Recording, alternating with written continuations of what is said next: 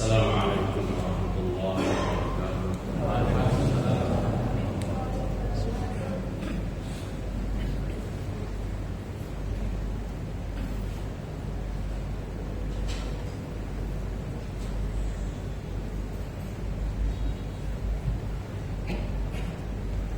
Innal hamdalillah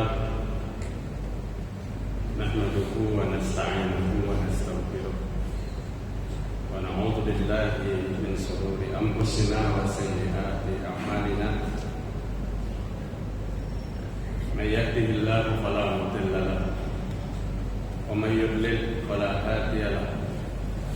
Asyhadu an la ilaha illallah wahdahu la syarika lahu wa asyhadu anna Muhammadan abduhu wa rasuluh. Ya ayyuhalladzina amanu taqullaha haqqa tuqatih wa la tamutunna illa wa antum muslimun. Ya ayyuhan nasu taqu rabbakumul ladzi khalaqakum min nafsin wahidah wa khalaqa minha zawjaha wa bassa minhuma rijalan katsiran wa nisaa'a wattaqullaha alladzi tasaaluna bihi wal arham innallaha kana 'alaykum raqiba. فإن أصدق الحديث كتاب الله وخير الهدى هدى محمد صلى الله عليه وسلم وشر الأمور محدثاتها وكل محدثات بدعة وكل بدعة ضلالة وكل ضلالة في النار. Mari kita bersyukur kepada Allah Subhanahu wa taala pada malam ini, malam Sabtu 28 Rabiul Awal 1442 Hijriah. Allah berikan hidayah kepada kita semua. Baru saja kita melaksanakan sholat maghrib berjamaah di Masjid Al-Ghurfah ini. InsyaAllah kita akan melaksanakan sholat isya berjamaah. Kita memohon kepada Allah Rabbul Alamin, mudah-mudahan amal ibadah kita diterima oleh Allah Ta'ala. Mudah-mudahan segala dosa dan kesalahan kita diampuni oleh Allah Subhanahu wa taala. Jemaah rahimakumullah. Memang kangen kayak benar-benar kurang lebih berapa bulan kita ada pertemuan. 6 bulan, 7 bulan. Kajian terakhir bulan Februari, Maret, April, Mei, Juni, Juli, Agustus, September, Oktober, 8 bulan kan teman-teman. Mudah-mudahan Allah secepatnya mengangkat segala mara bahaya yang menimpa kita dan menimpa umat Islam. Perlu ingin sampaikan satu hadis, Pak. Panjang hadis ini. Inti dari hadis ini bunyinya seperti ini. Wadidtu laqitu ikhwani wadidtu anni laqitu ikhwani. Dalam hadis yang panjang itu, aku bergembira, kata Nabi, jika aku dipertemukan dengan saudaraku. Itu dari inti dari hadis ini. Aku bergembira jika aku dipertemukan dengan saudaraku. Bagaimana tanggapan sahabat Rasul sallallahu alaihi wasallam pada saat Nabi berkata seperti itu? Hadis ini dari Abu Hurairah radhiyallahu anhu. Hadis ini diriwayatkan oleh Imam Muslim dalam sahihnya. Rasulullah sallallahu alaihi wasallam waktu itu atal maqbarah, datang ke kuburan. Memang di dalam hadis ini tidak diceritakan kuburan itu kuburan yang mana. Tapi Madinah adalah kuburan yang sering diziarahi Nabi, itu adalah Baqi. Wa nazal sallallahu alaihi wasallam ila al-Baqi. Dalam beberapa hadis disebutkan Nabi Muhammad SAW turun dari rumahnya ke Baqi. Artinya apa? Baqi itu dulu dari pegunungan ke jurang. Tanahnya lembur, tumbuh, rumput berduri. Utsman bin Maz'un, sahabat pertama dari kaum muhajirin yang dikuburkan di Baqi. tahun kedua Hijriah. Sampai hari ini apabila ada yang meninggal di Madinah, di mana dikuburkan? Di Baqi. Artinya pekuburan Baqi tidak penuh-penuh. Dari tahun kedua Hijriah 1442 berarti 1440 tahun sudah pekuburan Baqi. Imam Malik berkata lebih daripada 10.000 sahabat Nabi Muhammad SAW yang dikuburkan di Baqi. Anna sallallahu alaihi wasallam atal maqbarah. Nabi datang ke pekuburan. Setelah Nabi datang ke pekuburan faqala, maka Nabi berkata, Assalamualaikum dara qaumin mu'minin wa inna insyaallah bikum lahiqun. Wa inna insyaallah bikum lahiqun. Assalamualaikum, selamat atas kalian, sejahtera atas kalian, wahai penghuni kubur. Dan insyaallah, kami insyaallah akan menyusul dan bertemu kalian. Ini salam yang Nabi pakai pada saat itu. Sekalipun dalam hadis-hadis yang lain banyak salam-salam yang juga dibenarkan dan dicontohkan. Assalamualaikum ya ahlad diyar minal mu'minin wal muslimin wa inna insyaallah bikum lahiqun nas'alullahu lana wa lakumul afiyah. Assalamualaikum ya ahlal kubur minal mu'minin wal muslimin wa inna insyaallah bikum lahiqun nas'alullahu lana wa lakumul afiyah. Bentuk salam-salam apabila kita masuk ke area pekuburan dan apabila kita lewat di kuburan. Karena ini yang dipraktekkan oleh baginda Rasulullah SAW. Ini yang dibaca oleh Nabi Muhammad SAW. Artinya masuk ke kuburan siapapun, maka Nabi mencontohkan, bacalah salam ini. Bacalah salam ini. Apa yang terkandung dalam salam ini? Doa pada jemaah sekalian. Doa. Selamat atas engkau wahai penghuni kuburan. Assalamualaikum ya ahlal kubur minal mu'minin wal muslimin, dari kaum yang beriman dan kaum Islam. Inna insyaallah bikum lahiqun, kalian mendahului kami dan kami akan menyusul kalian. Nas'alullahu lana wa lakumul afiyah. Saya memohon kepada Allah, Allah memberikan kebaikan dan keafiatan kepada kami dan kepada kalian. Kita berdoa untuk kita dan kita berdoa untuk penghuni kubur. Kemudian Nabi berkata setelah itu, wadidtu anna qad ra'ayna ikhwanana. Sungguh aku sangat gembira, sungguh aku menginginkan apabila kami dipertemukan dengan saudara-saudara kami. Apabila kami dipertemukan dengan saudara-saudara kami. Ini yang disebutkan inti daripada hadis itu.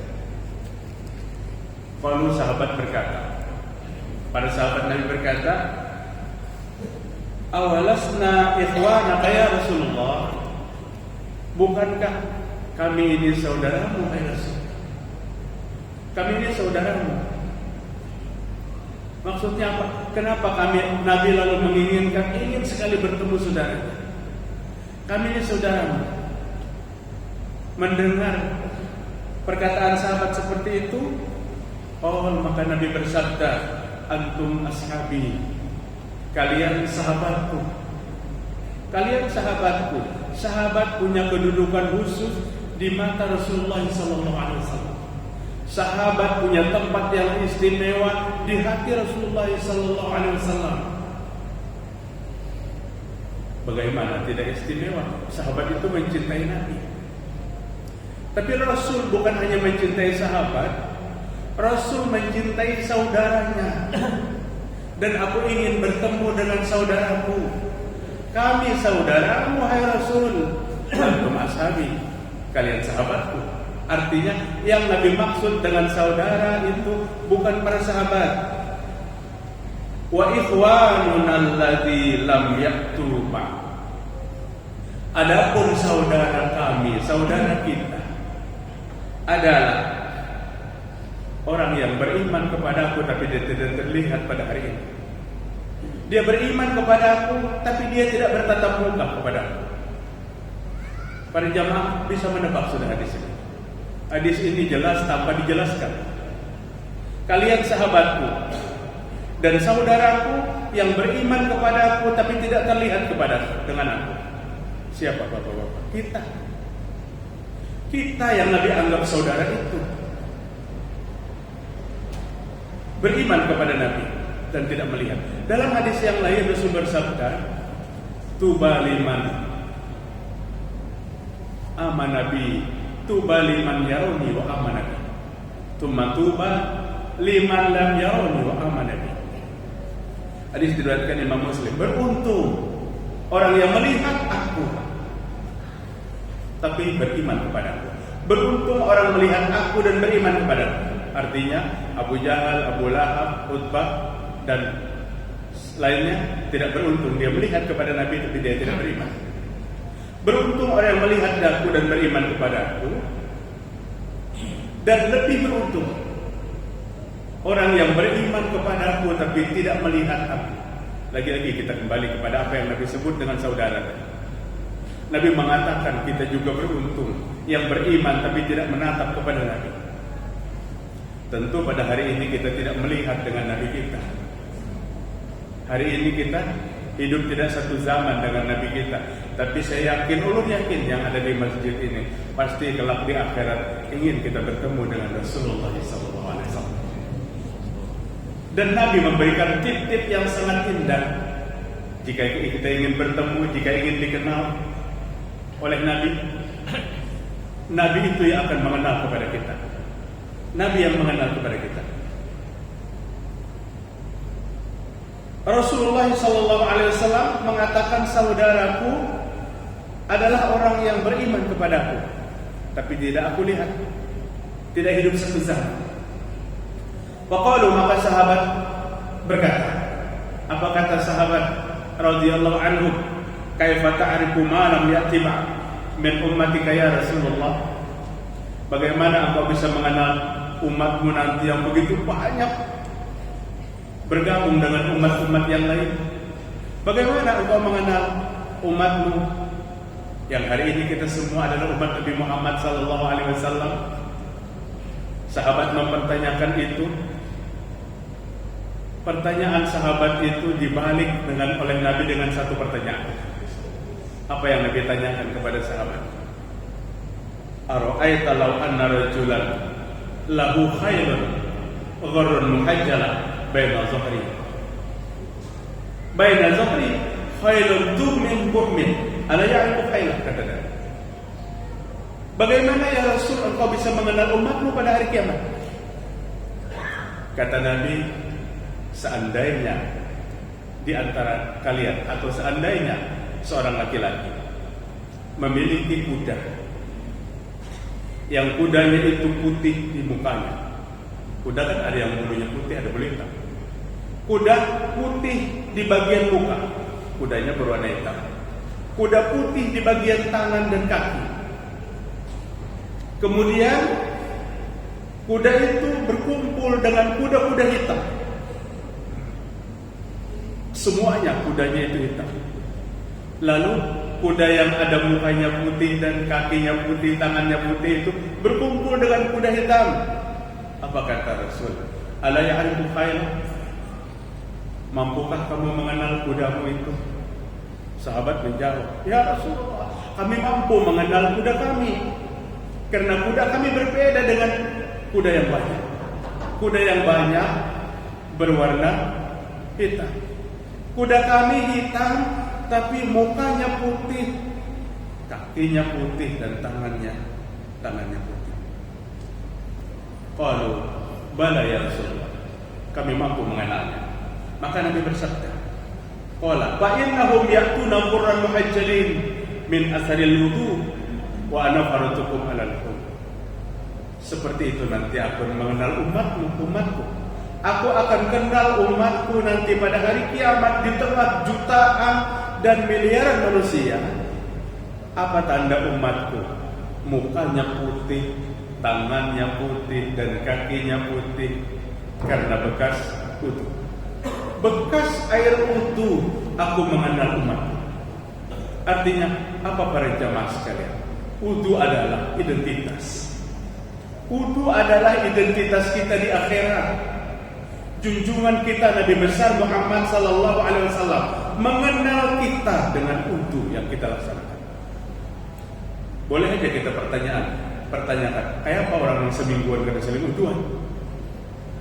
Atau sebulan kada berwudu, bahkan setahun 2 kali hanya berwudu. Pada saat hendak Idul Fitri, hendak Idul Adha. Padahal Nabi kita sallallahu alaihi wasallam mempraktekkan wudu, mengamalkan wudu, bukan sekedar hendak sholat saja. Bukan sekedar hendak sholat. Nabi mau bepergian jauh dari rumah sudah ambil air wudu. Nabi mau tidur, mau naik ke pelaminan tempat tidurnya, berwudu. Nabi memperbaharui wudu pada saat wudunya belum batal. Kan di sini perbedaannya dengan kita. Kalau kita tuh sayang benar, sudah nyata peropot kita batal wudu pada kada batal. Padahal apabila batal tuh harus katakan batal. Taruhlah 5 kali sehari kita berwudu. Karena kita sholat 5 kali sehari. Zuhur, asar, maghrib, isya, subuh. 4 kali aja kita berwudu. Zuhur, asar, maghrib, isya 1, subuh 1. Artinya hari ini kita belum sholat maghrib sudah wudu. Duduk kita dalam majelis ini, datang waktu isya, kita sholat 2 kali sholat maghrib dan isya dalam wudu yang sama. Bolehkah? Boleh, asal tidak batal. Tapi kalau ada yang berkata dari maghrib sampai subuh aku ada batal-batal, itu kerambut luar biasa. Kesayangan tuh, terlalu kesayangan dalam wudunya. Padahal apa yang Nabi sampaikan dalam wudu ini, dosa itu keluar bagi orang yang berwudu sampai keluar dari antara kuku dan kulit. Kita aja yang tidak diperlihatkan. Keluar dosa itu antara kuku dan kulit.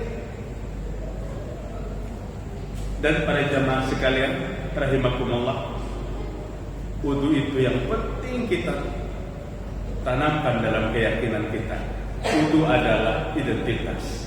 Identitas kita di akhirat. Nabi mengenal kita karena kita sering berwudu.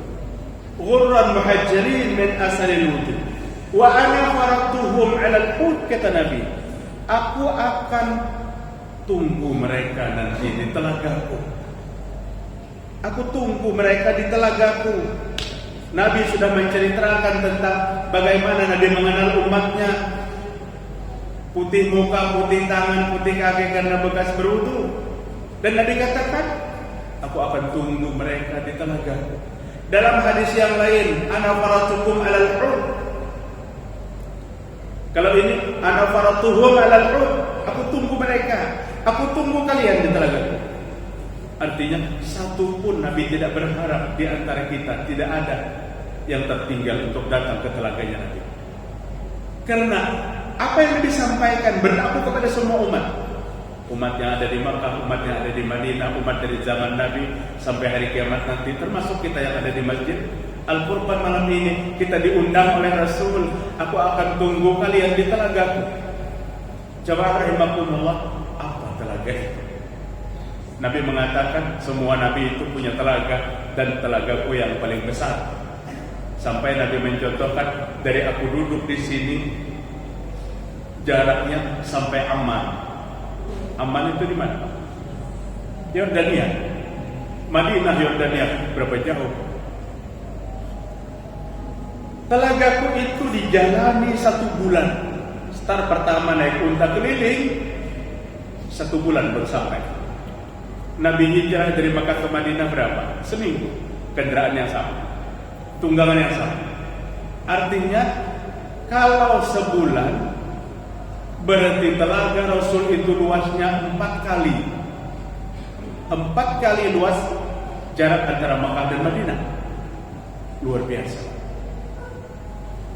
Dan di sana disiapkan air yang istimewa.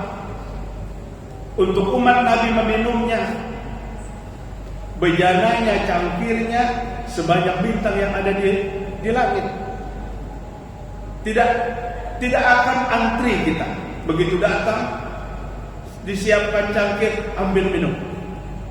Jadi banyaknya umat Nabi itu jangan kita membayangkan antri di rumah makan yang menunggu 2 jam makannya seperempat jam. Saking larisnya. Di sana tidak. Rasul menjelaskan tentang air yang ada di telaga itu. Abyadu minal laban.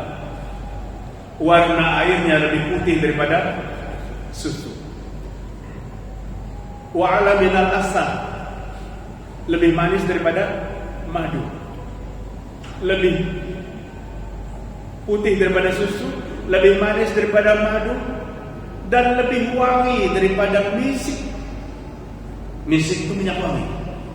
Minyak wangi di surga. Yang menjual minyak wangi itu adalah yang namanya misik. Misik ada? Ada, tapi misik di Mentapura. Bukan misik di surga. Misik di surga itu ada tandingannya. Bolehkah kita menamai apa yang ada di dunia itu dengan nama-nama di surga? Kenapa tidak boleh? Ada seorang laki-laki punya anak namanya tolong tasbihkan anak ulang hari sekian. Siapa namanya? Salsabila. Salsabila itu apa? Mata air di surga. Boleh, artinya kita namai itu, kita berharap untuk mendapatkan yang sama. Jamaah rahimakumullah. Nah, lanjutan hadis ini membuat kita sedih. Ala la yuzadan rijalun min haudi kama yuzadul ba'irut tol, kata Nabi. Tahukah kalian ada umat-umatku yang terhalang, tersesat, tidak mampu menuju aku di telaga itu. Tadi Nabi panggil semua umatnya. Kalian semua akan datang. Aku tunggu kalian di telagaku. Tapi kata Nabi, ada di antara umatku yang sesat. Kenapa menuju? Unadihi. Aku memanggilnya. Ala halumma, kemarilah kalian semua wahai umatku. Ini jalannya di sini. Jalannya menuju telaga itu, ini jalannya. Kenapa dia mencari jalan yang lain dan tersesat? Di situ Rasul diberitahu kenapa mereka tersesat di akhirat. Karena mereka tersesat di dunia. Apa yang membuat mereka tersesat di dunia? Fayuqalu, maka dikatakan kepada Nabi Muhammad SAW, Faqul innahum qad baddalu ba'dak. Dalam hadis yang lain, innaka la tadri ma baddalu ba'dak. Dalam hadis yang lain, innaka la tadri ma ahdatsu ba'dak. Maksudnya sama. Tahukah wahai Muhammad kenapa mereka tersesat? Karena mereka menggantikan ajaranmu dengan sesuatu yang baru di dalam agama. Hanya itu penyakitnya. Mereka akan tersesat pada hari kiamat yang asik dengan sesuatu yang baru di dalam Islam. Mereka akan tersesat pada hari itu yang sibuk dengan sesuatu yang tidak diajarkan di dalam Islam. Maka berbahaya. Sesuatu yang baru ini berbahayanya apa? Akan menggeserkan yang asli, akan menggeserkan yang sunnah. Sesuatu yang baru datang kepada kita, sunnah hilang kepada kita. 10 datang kepada kita yang baru, 10 sunnah hilang kepada kita. 100 ibadah baru yang tidak diajarkan, 100 sunnah akan hilang kepada kita. Artinya, ulun ingin tanyakan kepada pihak bertanya, apakah ini masalah berat atau masalah kecil, Pak? Masalah berat atau masalah kecil? Masalah berat, Pak. Jangan dianggap enteng ini. Ini masalah berat sekali. Menyangkut nasib kita di sana. Menyangkut nasib kita di padang mahsyar. Pada saat kita enjoy aja, santai aja, dengan sesuatu yang tidak diajarkan di dalam Islam. Islam itu punya konsep sendiri. Islam itu punya aturan yang tidak bisa dibahas dan tidak bisa dirubah oleh siapapun.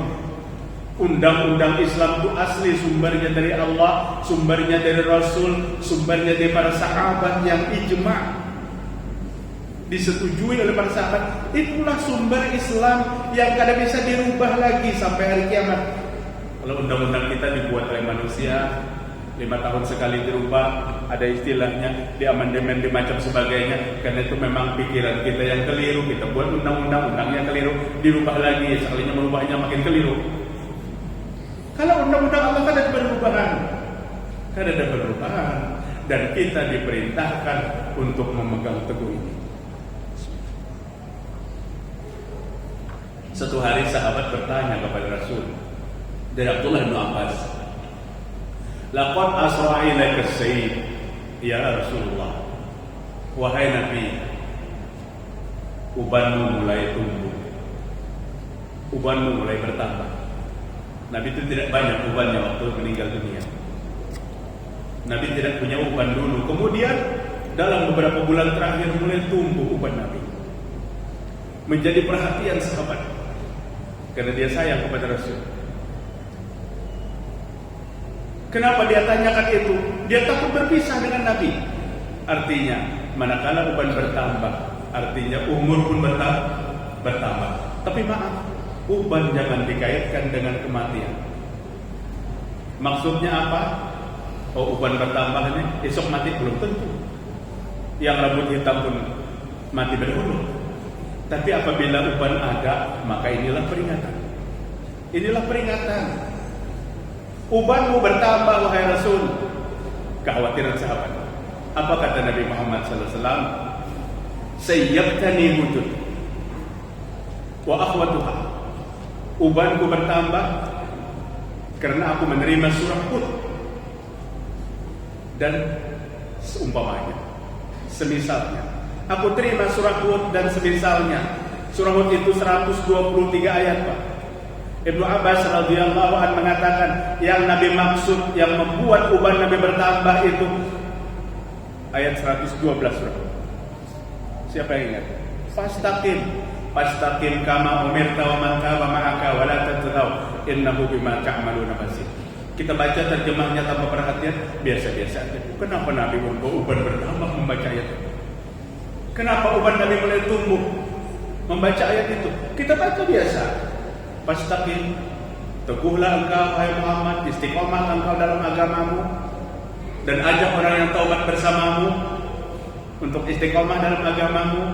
Wala tatghaw, jangan berlebih-lebihan dalam agamamu. Innahu bima ta'maluna basir. Sungguhnya Allah Maha menatap dengan apa yang kamu perbuat. Allah Maha mengetahui, Maha melihat dengan apa yang kamu perbuat. Tapi ayat ini menjadikan Nabi berpikir keras. Ayat ini kalau boleh kita katakan stres, Rasul kadang pernah stres. Tapi pikiran keras Nabi membuat jenggotnya mulai memutih dan kepalanya mulai memutih. Kandungan apa yang menguras pikiran Nabi? Istiqomahlah engkau wahai Muhammad dalam agamamu. Apakah Nabi orang yang tidak istiqomah? Nabi orang yang paling istiqomah. Allah memberikan mandat kepada Nabi untuk menyebarkan Islam karena Nabi orang yang paling istiqomah dalam Islam.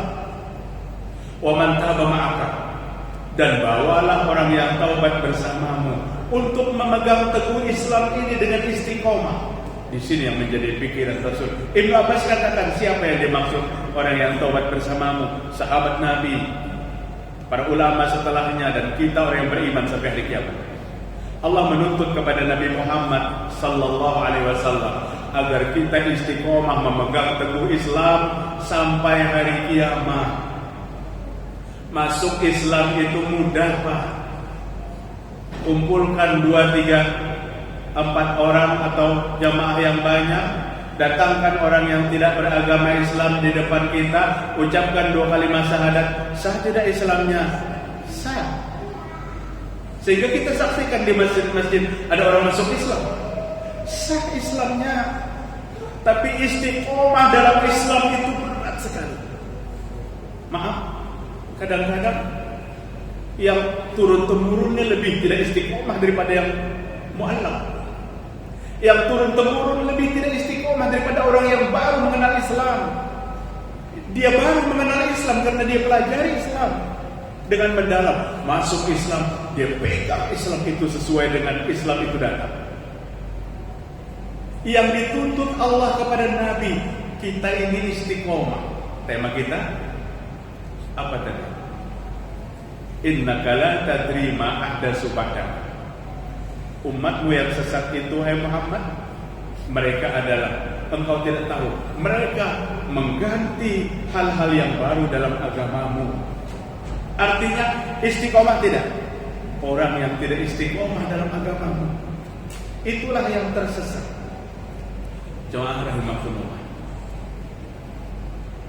Agama Islam menjauhkan kita dari kemaksiatan. Makin dekat orang dengan agama Islam, makin jauh dari kemaksiatan. Tapi yang sangat kita takutkan, tidak sedikit orang berbuat maksiat atas nama Islam. Tidak sedikit orang berbuat maksiat atas nama Islam. Dia menganggap itu satu ibadah, padahal itu adalah satu kemaksiatan. Apa yang dibaca, apa yang dikumandangkan, kadang-kadang ada kandungan tahayul, bid'ah dan khurafat, bahkan syirik kepada Allah Subhanahu wa ta'ala. Maka ini ulun katakan, masalah jangan kita anggap enteng. Ini masalah yang berat. Masalah yang berat. Kita dituntut untuk menjadi orang yang setia kepada Nabi Muhammad SAW dengan memegang teguh agama Islam sesuai dengan datang. Islam datang dulu. Artinya diharapkan apa? Keislaman kita semua seperti Islamnya sahabat Nabi. Siapa yang menyuruh kita mengikuti sahabat Nabi? Allah Ta'ala. Allah Subhanahu wa Ta'ala yang menyuruh kita mengikuti sahabat Nabi. Ayat banyak di dalam Al-Quran. Fa in amanu bimithli ma amantum bihi faqad ihtadaw. Jika kamu beriman seperti mereka beriman, maka Allah berikan hidayah. Siapa mereka? Ayat ini turun di Madinah. Siapa yang Allah sebutkan mereka? Sahabat Nabi. Sahabat Nabi. Wa may yushaqiqir rasul min ba'di ma tabayyana lahul huda wa yattabi' ghayra sabilil mu'minin nuwallihi ma tawalla wa nuslihi. Bukan. Wa nuslihi jahannam sa'at masir. Yang ingin sampaikan 63 nur. Waliyahzaril ladzina yukhalifuna an amri an tusibahum fitnatun aw yusibahum azabun alim. Hendaklah merasa takut orang yang menyelisihi Nabi, orang yang selalu berselisih. Maksud ulun, kita hidup sebagai seorang muslim dalam agama harus satu selera dengan Nabi Muhammad SAW. Takutlah orang yang tidak satu selera dengan Nabi, an tusibahum fitnah, mereka akan ditimpa oleh fitnah. Memang ulama tafsir berbeda tentang fitnah ini. Tapi ada di antara mereka yang mengatakan fitnah yang dimaksud Allah akan tutup hatinya untuk Islam. Bukankah ini bencana yang amat besar? Takutlah bagi orang yang menyelisihi Nabi kalau bila Allah tutup hati untuk Islam. Sekalipun pendapat yang lain, bencana, pembunuhan, apapun bentuknya itu fitnah.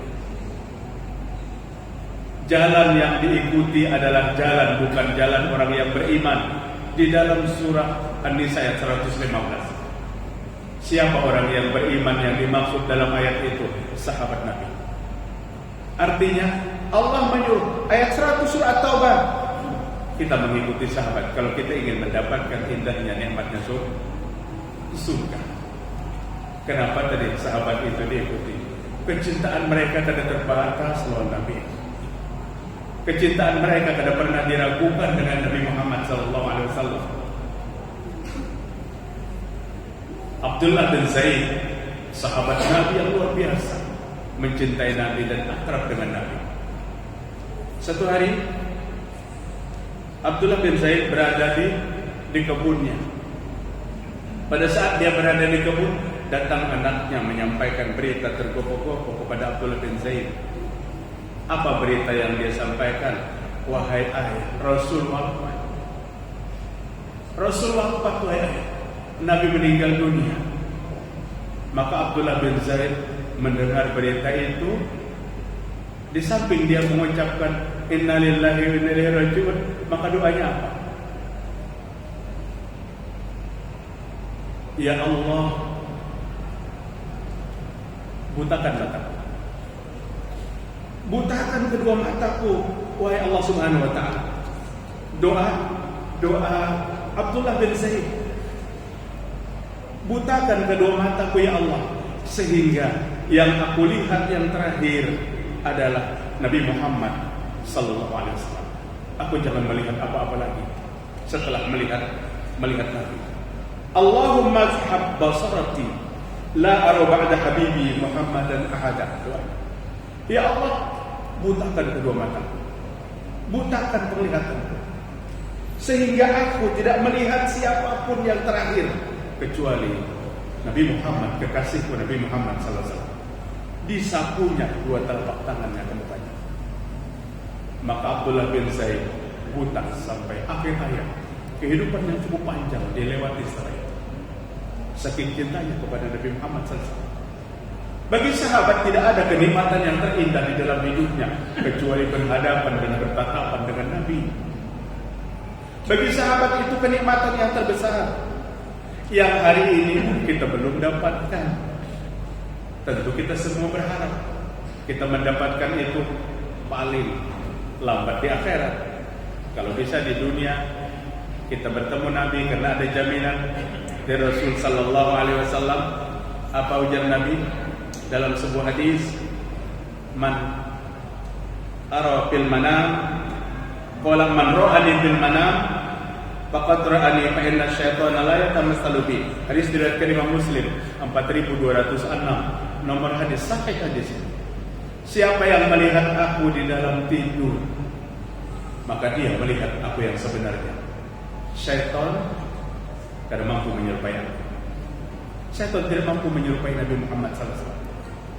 Seorang ulama besar, Muhammad Ibn Sirin, atau dikenal dengan Ibn Sirin, berkomentar tentang hadis ini. Kata Ibn Sirin, hadis ini justru paling banyak kepada sahabat,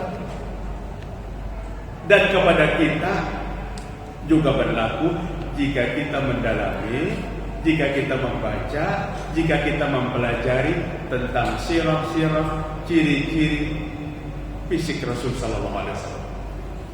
Karena bagaimana kita bisa membayangkan yang datang kepada kita itu Nabi, manakala kita tidak pernah membaca sirah Nabi yang sebenarnya. Kalau sahabat, Bilal bin Rabah 10 tahun setelah Nabi wafat baru bermimpi bertemu Nabi. Ini sahabat yang sangat Nabi cintai. Pada saat dia menginap di Syam, di Syria, satu malam dia bermimpi bertemu Rasul sallallahu alaihi wasallam. Dan Nabi datang dan Nabi berkata kepada Bilal satu ungkapan yang sangat pendek, tapi hati Bilal berontak setelah pagi. Bilal, kenapa tidak menengokku? Bangun pagi, air matanya tidak mampu terbendung. Dikemasnya pakaiannya dari negeri Syam, dia berangkat ke Madinah, berziarah ke kubur Rasul sallallahu alaihi wasallam. Kenapa? Apakah Bilal seorang sahabat yang durhaka 10 tahun tidak menengok kuburan Nabi? Karena Bilal sangat mencintai, dan Bilal tidak mampu lagi melihat pada saat dia bersama Rasul, pada saat Nabi memberikan nasihat-nasihat, tidak mampu melihat tempat itu lagi. Bahkan mengumandangkan azan, tidak mampu pada saat sampai pada kalimat asyhadu anna Muhammad Rasulullah. Dia larut dalam kesedihan. Azan terhenti pada kalimat itu. Pada saat Hasan dan Husain, cucu Nabi, memintanya, wahai Bilal, kami ingin kamu mendengarkan, memandangkan kembali azan yang 10 tahun yang lewat. Waktu Bilal sudah ada di Madinah. Masa itu yang menjadi Khalifah Umar bin Khattab radhiyallahu anhu, Umar pun memintanya. Bilal mulai memandangkan azan seperti indahnya azan 10 tahun yang lalu. Jamaah tidak mampu membendung air matanya mendengar indahnya azan Bilal seperti dulu. Tapi apa yang terjadi? Allahu Akbar, Allahu Akbar, Allahu Akbar, Allahu Akbar. Asyhadu an la ilaha illallah, asyhadu an la ilaha illallah, asyhadu anna Muhammad Rasulullah. bila tidak mampu lagi meneruskan. Dia larut dalam kesedihan, dan memang dia tidak mampu mendengar dan mengucapkan kalimat itu tanpa mengenang kepada Nabi. Orang yang paling cinta ini 10 tahun Pak baru bermimpi. Nah lucunya kadang-kadang kita tapi mencintai Nabi itu pada saat malam Jumat ketemu Nabi 2 kali lagi seminggu, malam Jumat, malam Senin, malam Jumat, malam Senin ketemu Nabi. Ada perlu kita mempelajari tentang syiratun nabawiyyah as-sahihah sehingga kita bisa mengenal Nabi dan kita bermimpi. Maka itulah Nabi Muhammad sallallahu alaihi wasallam. Sauban itu sahabat Rasul yang dulu dia adalah budak Nabi Muhammad SAW dan dimerdekakan, dikawinkan. Laki-laki yang setiap hari bersama Nabi. Satu hari dia sedih di hadapan Nabi, sedih. Dan Nabi berkata, "Sauban, kamu sakit?" "Tidak, wahai Rasul." "Kamu punya beban pikiran tentang kehidupan?" "Tidak, wahai Rasul." "Tapi kenapa kamu bersedih, wahai Sauban?" "Saya punya beban yang amat berat daripada kehidupan." "Apa bebannya?" "Saya berpikir, wahai Rasul, hari ini saya bisa berhadapan dengan engkau, berkumpul mendengar nasihatmu, mendengar kepadamu. Tapi apakah nanti di surga kita akan berkumpul?" "Mungkin tidak, wahai Rasul. Engkau akan Allah letakkan pada tempat yang tertinggi di surga. Mungkin kalau saya masuk surga, saya diletakkan di mana? Di tempat yang rendah. Surga yang tidak sama dengan surga yang engkau miliki." Mendengar ucapan Sauban seperti itu, Nabi diam. Dan waktu itu datanglah malaikat Jibril membawa ayat An-Nisa 69. Ayat ini jawaban bagi kerisauan seorang Sauban. Apa jawabannya? "Wa may yuti'illaha war rasul fa ulaika ma'al ladzina an'ama Allahu 'alaihim minan nabiyyin was-siddiqin wasyuhada was-shalihin wa hasuna ulaika rafiqa." Berbahagia Sauban setelah mendengar itu. Berbahagia Sauban setelah mendengar itu. Apa kata Allah Ta'ala? Siapa yang taat kepada Allah, siapa yang taat kepada Rasul, maka mereka akan dikumpulkan dengan orang yang Allah berikan nikmat di antara mereka. Siapa itu? Nabi-nabi, syuhada, salihin, siddiqin, syuhada salihin. Dan itulah teman yang terindah di surga. Mungkin kalau bahasa kita, Sauban tidak perlu risau. Hanya 2 yang dipinta, taat tidak kepada Allah, taat tidak kepada Rasul sallallahu alaihi wasallam. Jemaah sekalian rahimakumullah.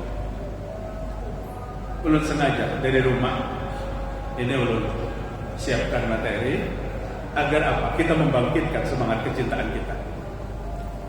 Bujuk-bujuk cintakah sudah kita dengan Nabi, atau kita hanya rayuan-rayuan gombal yang tidak berbukti? Kan kalau laki-laki merayu perempuan itu rayuannya setinggi langit. "Aku tidak bisa hidup tanpa kamu. Siang malam aku mengimanmu." Di belakangnya berselingkuh. Kita tidak menginginkan seperti itu. Kita mencintai Nabi lahir dan batin. Kita sanjung karena Allah memerintahkan untuk menyanjung Nabi. Kita muliakan, Allah memerintahkan untuk memuliakan. Kita puji karena Allah memerintahkan untuk memuji Nabi. Kita bersalawat karena Allah memerintahkan untuk bersalawat. Tapi itu pujian-pujian dan sanjungan-sanjungan yang kita ucapkan. Sudahkah kita melaksanakan, membuktikan kasih sayang kita kepada Nabi dengan amal ibadah setiap hari? Seseorang berbicara tentang sunnah di satu kajian, seperti mati sedikit. Tapi kedengaran aja, kamu orang ngajar nih. Sedikit kayak gimana? Oh bisa. Azan dulu, azan. Bisa. Kita teruskan karena sampai berapa jam lagi.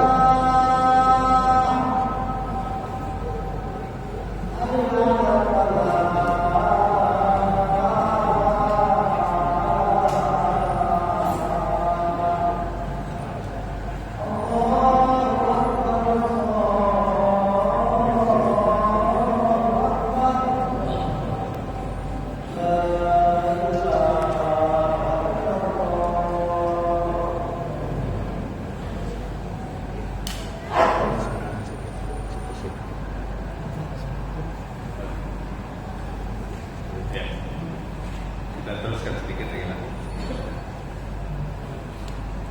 Kita bangkitkan kembali kecintaan kita yang hakiki pada Nabi Muhammad SAW.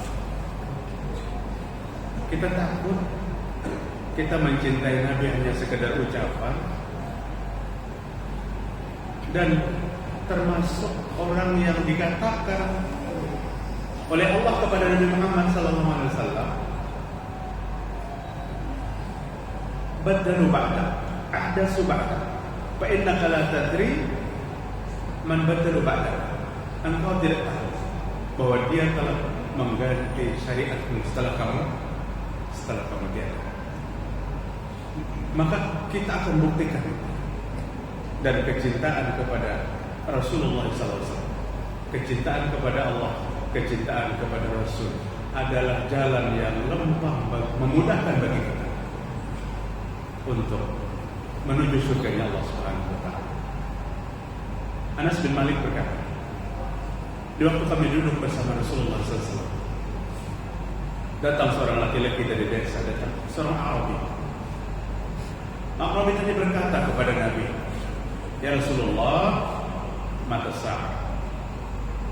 Wahai Rasul, kapan kiamat itu? Apabila kiamat itu, wahai Rasul? Maka Nabi bersabda, apa yang kau siapkan jika kiamat itu datang? Persiapan apa yang kamu lakukan jika kiamat itu datang? Dalam riwayat yang lain yang diriwayatkan Imam Bukhari, Anas bin Malik mengatakan laki-laki itu menguasai groginya. Pada saat Nabi bertanya, kamu sudah siap apa kalau kiamat itu tiba? Dia grogi dengan pernyataan Nabi itu. Malu dia, malu. Setelah dia menguasai rasa malunya dengan Rasul, kata Anas, maka dia berkata, qala la, ya Rasul, ulun tidak ada persiapan apa-apa. Karena ada persiapan apa-apa jika kiamat itu datang. Walakin, katanya, tetapi wahai Rasul, ulun mencintai Allah dan ulun mencintai. Dua yang ulun pegang, ulun cinta Allah dan cinta kepada Allah, wahai Rasul. Apa yang Nabi sampaikan setelah dia mengatakan itu? Fa innaka ma'aman ahbabta. Fa innaka ma'aman ahbabta, kata Nabi. Sesungguhnya engkau akan dikumpulkan oleh Allah bersama orang yang kamu cintai. Kata Anas, sejak saya masuk Islam sampai hari itu, saya tidak pernah menerima ucapan yang sangat menggembirakan. Luar biasa gembiranya. Nasihat Nabi semua menggembirakan, tapi ucapan itu sangat menggembirakan hatiku, kata Anas bin Malik. Ucapan apa? Engkau akan dikumpulkan bersama orang yang kamu cintai, wahai laki-laki Arabi. Aku gembira mendengar itu, karena aku mencintai Nabi. Aku luar biasa mencintai Nabi, kata Anas bin Malik. Aku mencintai Abu Bakar radhiyallahu anhu. Aku mencintai Umar bin Khattab radhiyallahu anhu. Wa arju, dan aku berharap Allah mengumpulkanku di surga bersama Nabi sallallahu alaihi wasallam, bersama Abu Bakar dan Umar radhiyallahu anhu. Inilah kecintaan-kecintaan sahabat yang kada ada bandingnya. Karena kalau dibandingkan, mereka betul-betul berkorban demi agama dan demi Islam yang dibawa oleh Rasul Sallallahu Alaihi Wasallam. Yang ingin ulun sampaikan pada kajian kita yang terakhir, di penghujung kajian kita, Imam Al-Auza'i rahimahullah, Abdurrahman bin Amr bin Yahya Al-Auza'i, beliau lebih dikenal dengan nama kampung kelahirannya.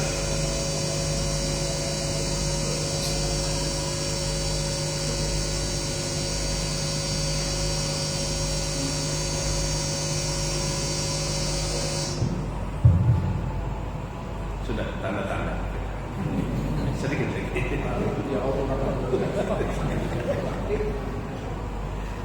Imam Al-Auza'i,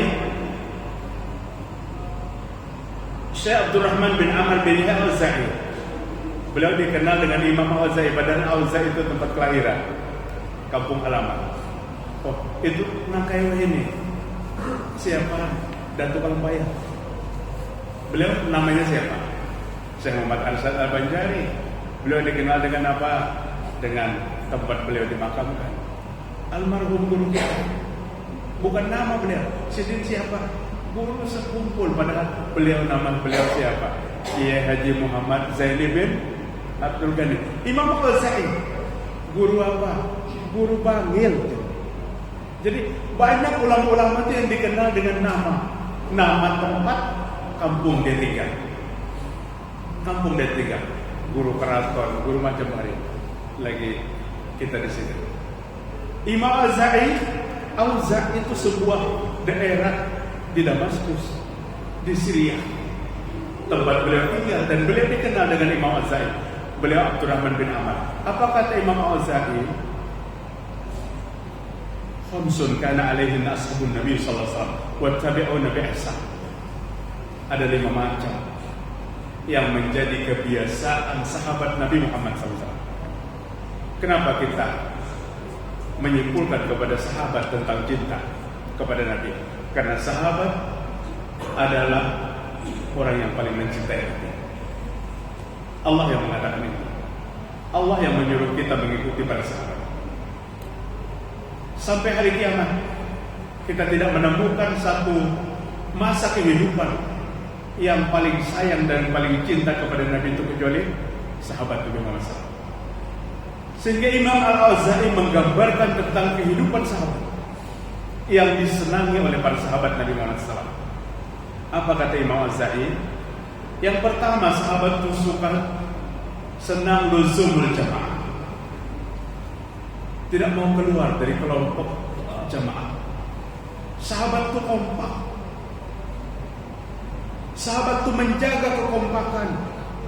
Apakah sahabat Nabi tidak pernah berselisih? Oh, pernah berselisih. Sahabat juga pernah berselisih. Sahabat Nabi juga manusia. Tapi yang mereka utamakan bukan perselisihannya, persamaannya. Mereka menjaga kekompakan dengan mengesampingkan masalah-masalah kecil dalam kehidupan beragama. Tidak menjadi perpecahan. Tidak menjadi perpecahan. Artinya masalah yang kecil dalam kehidupan beragama jangan menjadikan yang tadi mesra kada mesra lagi. Jangan menjadikan yang tadi saling tegur sapa kada bertegur sapa lagi. Bahkan mengklaim itu rombongan kada tapi tahu di sunnah umpamanya. Ini yang dipelihara oleh sahabat Nabi. Kompak mereka dalam memelihara kekompakan, dalam berjamaah.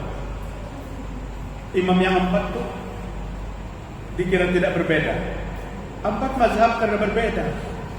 Tapi yang mereka berbedakan masalah guru, cabang-cabang kecil dalam ibadah. Menjadi Imam Syafi'i basmalahnya nyaringi setiap sholat jahar. Imam Abu Hanifah, Imam Ahmad syirkan. Imam Malik kenapa basmalah? Kan berbeda. Gontok-gontokan ke mereka? Tidak. Tidak. Jadi jangan ada lagi kalau ketemu kepada sebuah masjid yang kada bismillah, lalu yang lain beberapa rakaat atau sujud sahwi. Jangan jumud kita. Terlalu sempit kita berpikir. Terlalu sempit. Jaga kekompakan ini. Tapi Imam Ahmad bagus membimbing kita. Kata Imam Ahmad, jika kita hadir ke sebuah masjid, laksanakanlah seperti apa yang diamalkan orang pada tempat itu. Artinya jangan mencari perbedaan. Sekalipun dan kebiasaan kita itu ada salah. Kebiasaan kita ada salah. Supaya apa tadi? Supaya jangan ada komentar pinabalahin pada orang biasa kan gitu. Nah, yang pertama. Yang kedua, kebiasaan sahabat itu ittiba'us sunnah. Dia adalah masa kehidupan yang sempurna sunnah Nabi Muhammad SAW. Sampai Umar itu berkata, Umar bin Khattab radhiyallahu anhu, begitu dia mencium Hajar Aswad, kemudian dia berdiri di hadapan Hajar Aswad, apa kata Umar? Inni a'lamu annaka hajarun la tadur wa la tanfa. Hajar Aswad, aku tahu kamu batu yang tidak bisa memberikan manfaat dan tidak bisa memberikan mudarat. Jika aku tidak melihat Nabi menciummu, aku tidak akan cium. Hajar Aswad kamu ku cium karena Nabi menciummu. Artinya apa? Ittiba, ikut kepada sunnah Nabi Muhammad SAW. Jadi lu sering menanyakan kepada jamaah ulun di Banjarmasin, mencium lisan itu siapa nama jurunya? Kan Nabi ini Nabi nama cium Hajar Aswad, Umar mencium Hajar Aswad.